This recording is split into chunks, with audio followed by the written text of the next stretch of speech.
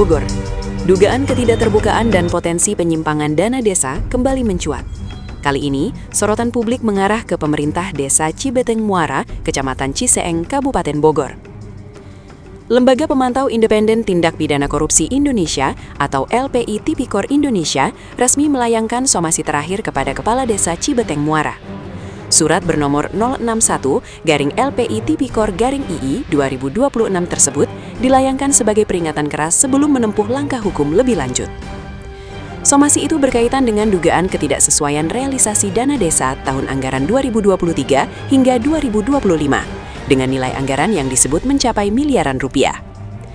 Dalam dokumen yang diterima redaksi, LPI Tipikor Indonesia mengungkap adanya indikasi ketidakterbukaan informasi publik serta dugaan pengulangan kegiatan dengan nomenklatur serupa dalam program ketahanan pangan dan pemberdayaan masyarakat desa. Pada tahun anggaran 2023, program pengelolaan ternak domba dilaksanakan dalam 2 tahap dengan nilai masing-masing lebih dari 165 juta. Selain itu, terdapat anggaran untuk ternak ikan, ayam kampung, hingga pertanian padi di sejumlah titik. Tim investigasi menduga adanya ketidaksesuaian antara laporan administrasi anggaran dengan kondisi faktual di lapangan.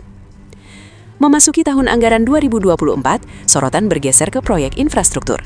Pembangunan dan pemeliharaan jalan beton, renovasi kantor desa senilai 200 juta rupiah, serta peningkatan produksi ternak domba bernilai ratusan juta rupiah dalam 2 tahap, dinilai berpotensi tidak proporsional, baik dari sisi besaran anggaran maupun volume pekerjaan. Sementara pada tahun anggaran 2025, penyertaan modal BUMD sebesar 275 juta rupiah, pembangunan drainase, jembatan desa, hingga paving block di sejumlah RT kembali dipertanyakan transparansi dan akuntabilitasnya. Minimnya papan informasi proyek, serta kurangnya publikasi realisasi anggaran disebut memperkuat dugaan lemahnya keterbukaan informasi kepada masyarakat. Tak hanya soal anggaran, Kepala Desa Cibeteng Muara juga disorot terkait kedisiplinan kerja.